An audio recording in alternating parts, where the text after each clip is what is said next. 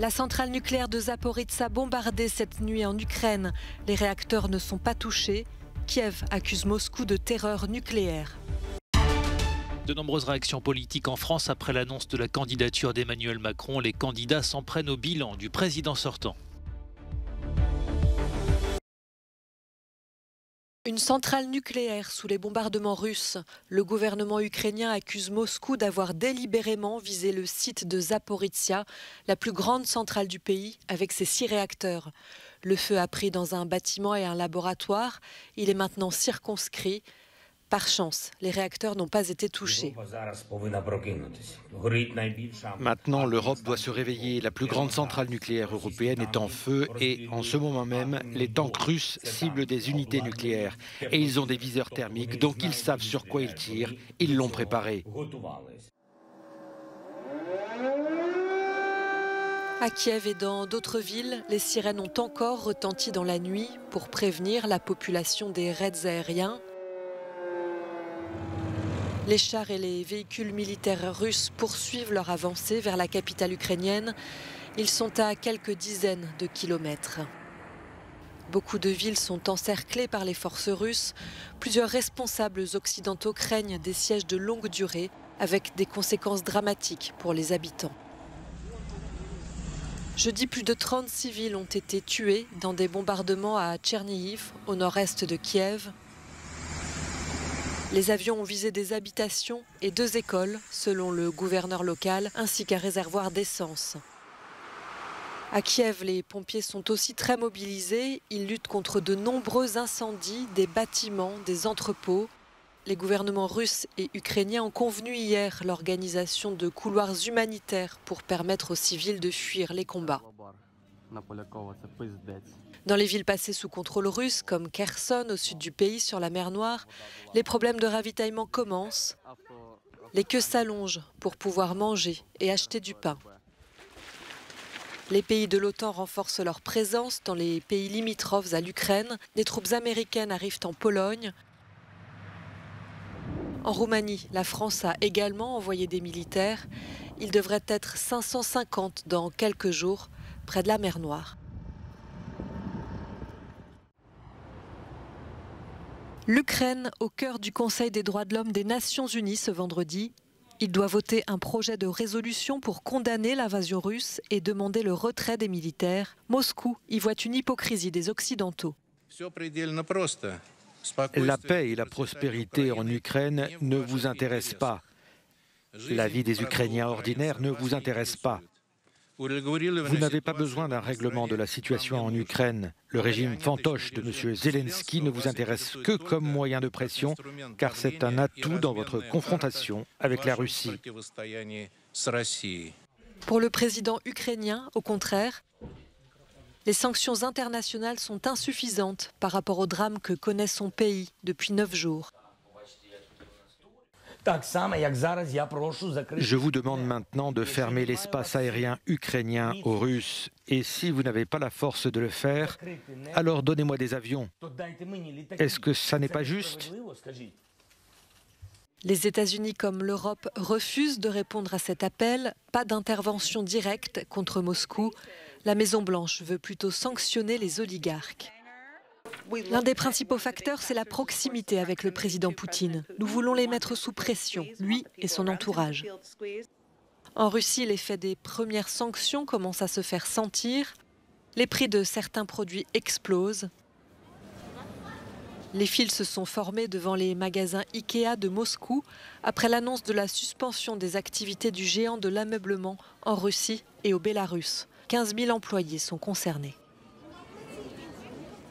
« 400 nouvelles arrestations hier soir en Russie lors de manifestations contre l'invasion de l'Ukraine. Dans de nombreuses villes, des citoyens russes dénoncent depuis le 24 février ce que le Kremlin tente de minimiser. Pour le pouvoir, il s'agit seulement d'une opération militaire spéciale. La police interpelle les participants à ces regroupements. Selon OVD Info, une organisation indépendante de protection des droits de l'homme, plus de 8000 Russes ont été placés en détention depuis le début de ces protestations, majoritairement à Moscou, mais aussi dans d'autres villes du pays. Une survivante du siège de Leningrad pendant la Seconde Guerre mondiale a été arrêtée à Saint-Pétersbourg mercredi soir. La répression frappe tout le monde et elle s'accentue. Les députés russes viennent de voter un texte prévoyant de lourdes peines de prison pour publication d'informations mensongères sur l'armée.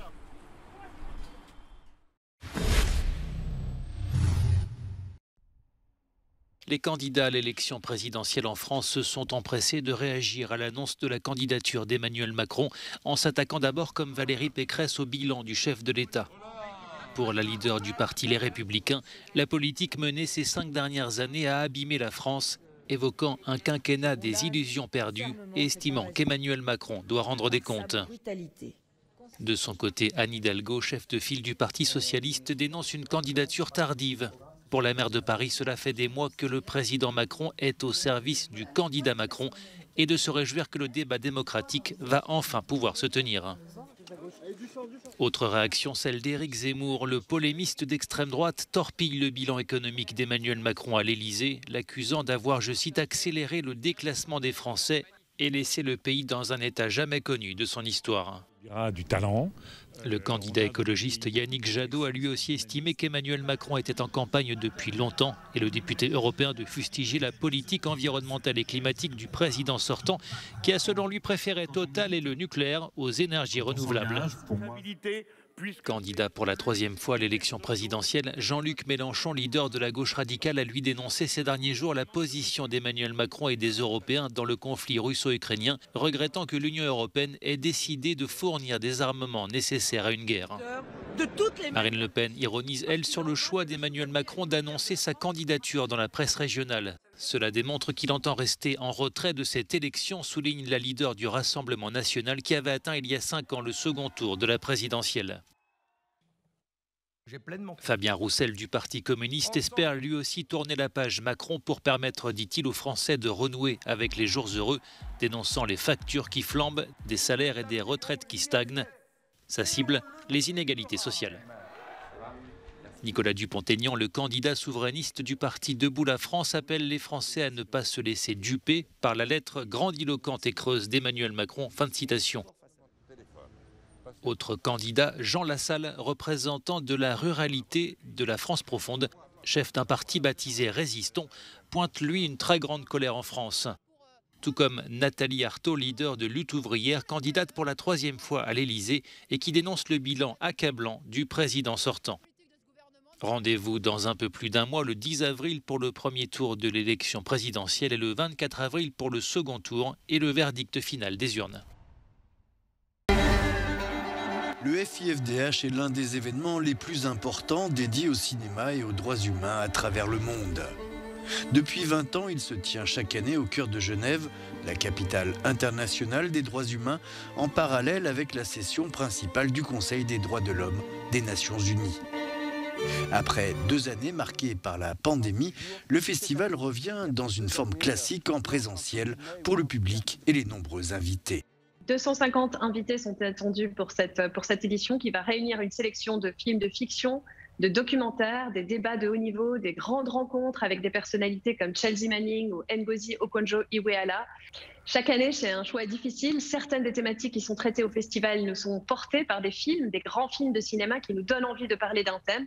Et parfois, c'est aussi l'actualité qui nous fait rechercher des grands films de cinéma.